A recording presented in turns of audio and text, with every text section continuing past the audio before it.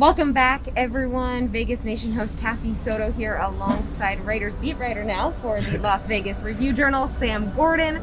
Sam, the Raiders unfortunately fell 30-23 to the Buffalo Bills, the first official loss in Allegiant Stadium. Sam, the Raiders could not defend their home today. No, they cannot, Cassie. And it comes down to the things that, in a way, the things that cost them last week against New England, right?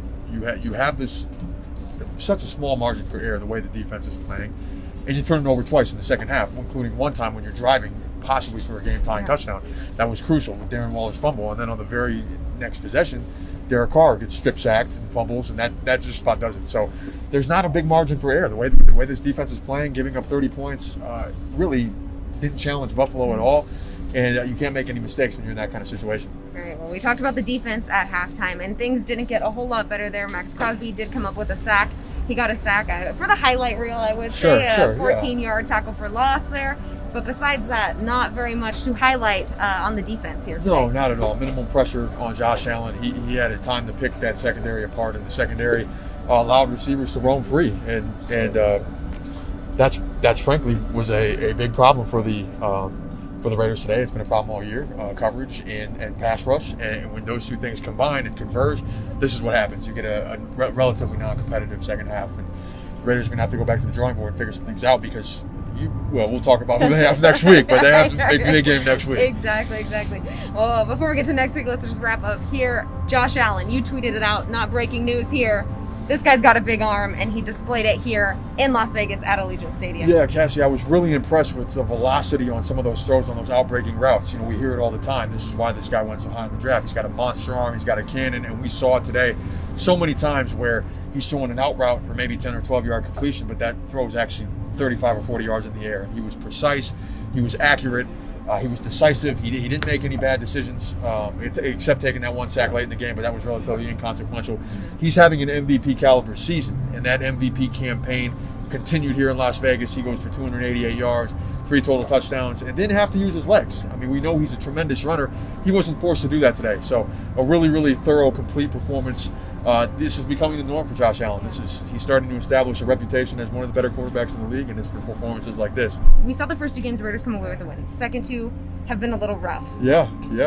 What would you say is closer to what the Raiders really are? That's a great question. I would say, it's a cheap answer, but somewhere in the middle, right? Yeah. We know the offense can move the ball. They've shown that they can move the ball, and they even moved the ball here today. I mean, Carr finishes with more than 300 yards passing, and I wouldn't say too many of those came in garbage time. There was one touchdown drive late, but most of those were when the game was competitive. They do have a problem with pass rush. We know that. We've seen 4 games of that, and they have a problem in the secondary. They have a problem covering receivers. There's some injuries.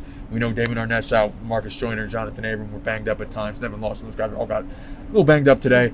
But it's a secondary that struggles to cover and a pass rush that struggles to get pressure. And Buffalo didn't even have to rely on the run game today. They didn't have to do anything like that. We saw what New England did with their running game last week. So there's a myriad of issues on this defense, and I think that's one thing that we can take away from the first quarter of the season. This defense is not very good, and that's being conservative. Well, we know that the Raiders will now head to Arrowhead Stadium to face Patrick Mahomes, as his mom likes to say, Patrick Mahomes, not Pat. Patrick Mahomes and the Kansas City Chiefs. Well, they have a shortened week now because of some COVID testing, that came up, and now they'll be playing on a Monday instead of today on Sunday. Is that any kind of in favor for the Raiders there, that the Chiefs will be on a short week? I mean, it certainly doesn't hurt. I think you'd rather, if the Raiders were asked, you want to give the Chiefs a full week or one less day, they'd certainly say one less day. But these are the Kansas City Chiefs we're talking about, Cassie. They are, by on my money, the best team in the NFL so far this year. I think they are going to win the Super Bowl again and repeat. And they came out and made a statement last Monday with the way they beat down Lamar Jackson and the Baltimore Ravens, and they're playing a very good Patriots team, albeit without Cam Newton.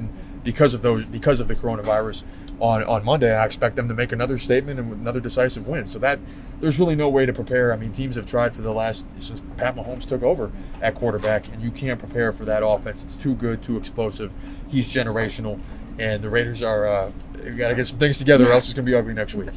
All right. Well, the Bills remain undefeated. Once again, the Raiders falling 30-23, the first loss at Allegiant Stadium. For Sam Gordon, I'm Cassie Soto. Thanks so much for watching Vegas Nation.